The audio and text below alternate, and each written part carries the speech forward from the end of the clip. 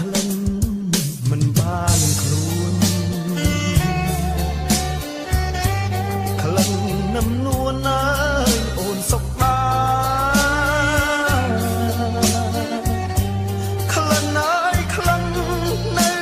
ឯណារៀមប្រាថ្នាថានឹងបានរួមប្រាំស្រស់ស្រីសូក្លិនមិនគួរក្លិនក្លិនឯទៀតដែរមិនដូចស្រីក្លិនអើយមិនមានពីបីរៀមអាឡ័យខ្សែអីលើព្រោះចង់បានប្រាណសុខដា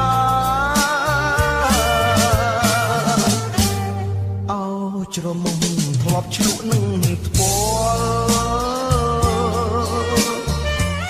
ធ្លាប់ថាគ្មានសល់ត្រង់ណាក្លិនណាឲ្យធ្វើឲ្យបងខោចសាតើថ្ងៃណារៀមនឹងបានស្រង់ក្លិនម្ដងទៀតសាច់សមាត់ភ្នត់រលុនទុំអើយទុំគ្មានកក្រៀត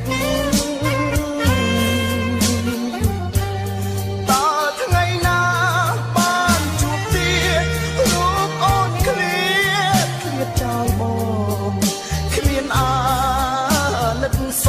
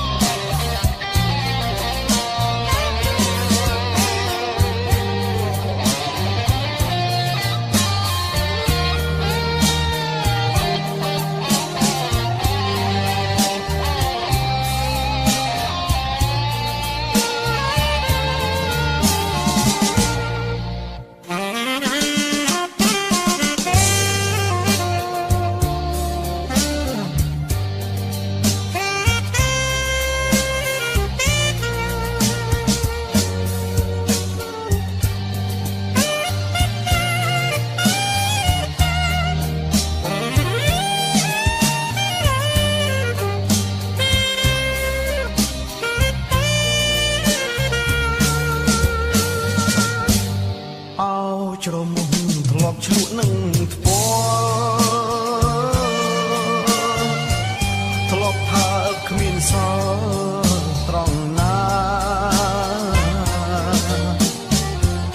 ក្លិនណាឲ្យធ្វើឲ្យបងខ្លោចសាតើថ្ងៃណារៀមនឹងបានស្រង់ក្លិនម្ដងទៀតសាច់សមុទ្រភ្នត់រលុនទុនអើយទុនគ្មានកក្រៀត